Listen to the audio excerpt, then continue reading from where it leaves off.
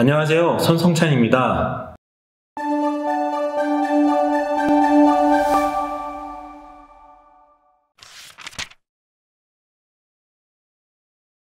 기독교란 무엇인가요? 굉장히 본질적이고 어려운 질문일 수도 있는데 생각 외로 또 간단한 질문일 수 있어요. 종교에 대한 이야기잖아요. 기독교라는 종교에 대해서 아마 질문을 하신 것 같은데 이 단어를 한번 생각해 보면 좋거든요. 기독이라는 단어와 종교를 뜻하는 교라는 단어를 좀 분리해서 생각하시면 좋을 것 같아요. 종교가 구성되기 위해서 여러 가지 요소가 필요하겠지만 아마도 가장 대표적으로 꼽히는 게 세 가지일 듯한데요. 하나는 경전이라고 불리는 것, 또 하나는 교리라고 불리는 것. 이 사람들이 도대체 뭘 믿느냐, 그것에 대한 정리가 이제 교리잖아요. 근데 사실은 이 두 가지보다 더 앞서고 중요한 게 뭐냐면 이 종교를 믿는 사람들이 믿는 그 대상, 결국 이 대상과 경전과 교리가 하나의 종교를 이루는 가장 중요한 요소거든요. 그렇다면 자연스럽게 우리가 이해할 수 있죠. 기독교는 그러면 무슨 종교입니까? 기독이라는 것을 믿는, 그것을 대상으로 하든 뭘 하든 어쨌든 그걸 믿는 종교라고 얘기할 수 있습니다. 기독이 무슨 뜻입니까?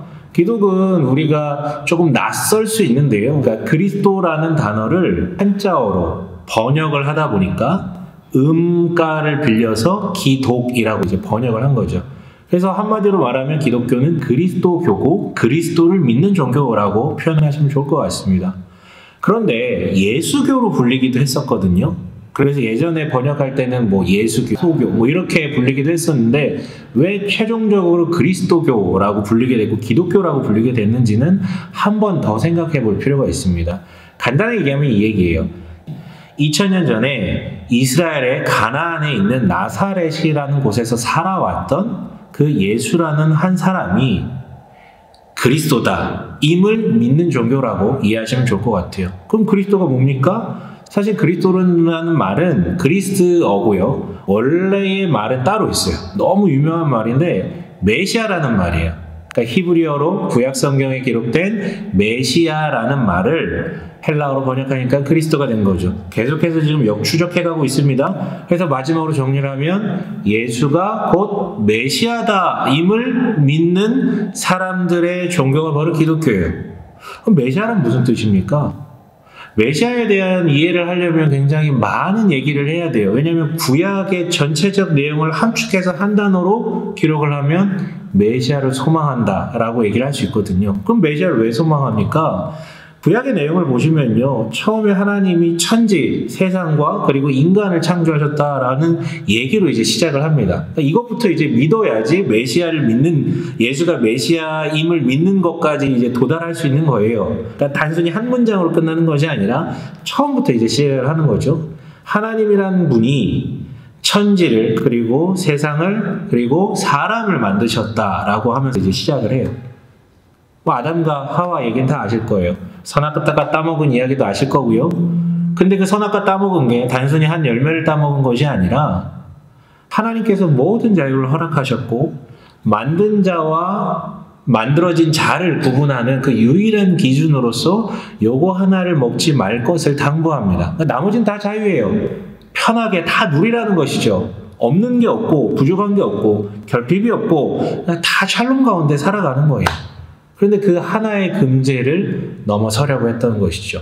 하나님과 같이 될 수 있다라는 이유에서요. 선악과를 따먹는 행위를 통해서. 그래서 하나님과의 관계가 끊어지게 됩니다. 이 상태를 성경은 죄라고 얘기를 하죠. 이 죄에 거하게 된 사람은 무슨 노력을 해도 하나님 앞에 설 수 없게 된 거였어요. 의로워질 수 없고 선해질 수 없다라는 것이죠. 아니 무슨 소리입니까? 우리 다 선행하지 않습니까? 근데 선행은 할 수 있습니다. 하지만 하나님이라는 절대적 선 앞에 서야 그게 천국이라는 것 아닙니까? 근데 거기에 들어가기에는, 거기에 자리하기에는 그 정도의 선을 사람이 이룰 수가 없다라는 게 구약의 내용이에요. 그 역사가 그냥 수천 년 동안 그 얘기를 하는 거예요. 인간이 이것도 해보고 저것도 해보고 이 방법 저 방법 수행도 해보고 계명도 지켜보고 착하게도 살아보고 다 해봤는데 이게 안 된다라는 거예요.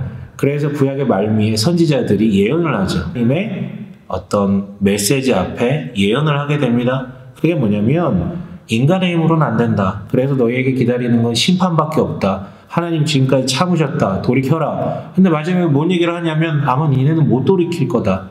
그래서 내가 하나님께서 말씀하시는 거예요. 내가 너희에게 메시아를 보내겠다. 그 메시아는 곧 하나님의 아들이자 하나님이실 수도 있고 동시에 이 메시아를 통해 구원해 주시겠다라는 메시지를 전해 주셨어요. 자, 이제 결론이죠. 무슨 얘기입니까? 그 약속했던 예언했던 메시아가 지금으로부터 2021년 전에, 물론 정확한 연도는 아닙니다만 그 어간에 이스라엘의 베들레헴이라는 곳에 실제 태어나셨고 그분이 나사렛이라는 곳에서 쭉 자라났기 때문에 기독교인들은 고백을 하는 것이죠. 바로 그 땅에 태어난 그 인간 예수가 그냥 인간이 아니라 하나님께서 약속하셨던 예언된 메시아가 맞습니다. 즉 그가 하나님이시고 동시에 우리를 구원할 유일한 방편, 구원자십니다 라는 걸 고백하는 게 바로 예수가 그리스도라는 얘기예요. 실존했던 인물이라는 것. 예수가 곧 메시아다라는 고백이 되는 거예요. 그리고 그게 번역돼서 예수가 그리스도시다. 예수 그리스도. 그리고 그게 한 번 더 한자어로 번역돼서 기독이 된 것이죠. 여기까지입니다. 그래서 기독교는 무엇이냐라고 묻는다면 한 문장으로 정리할 수 있죠. 예수가 곧 바로 그 예언된 메시아, 즉 하나님이시오 구원자이시다 임을 고백하는 이들의 종교라고 부를 수 있습니다.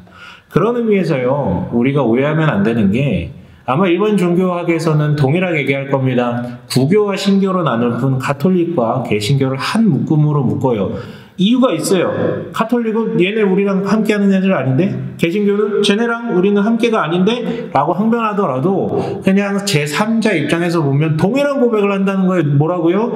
예수가 그리스도다 임을 믿는 사람들이 있기 때문에 니네 우리가 볼 땐 그냥 다 한 통속이야. 그래서 기독교라고 불린다라는 것이죠. 이 정도 이해를 가지시면 딱 좋을 것 같습니다. 지금까지 영상을 봐주셔서 너무 감사합니다. 혹시 기독교에 대해서 궁금하시거나 물어보실 것이 있다면 혹은 본인의 상황 속에서 어떤 신앙적인 질문이 있으시다면 개념치 말고 편하게 밑에 댓글창이나 아니면 밑에 남겨져 있는 메일로 사연이나 질문을 보내주시면 감사하겠습니다. 그럼 다음 영상으로 다시 한번 찾아뵙도록 하겠습니다. 감사합니다.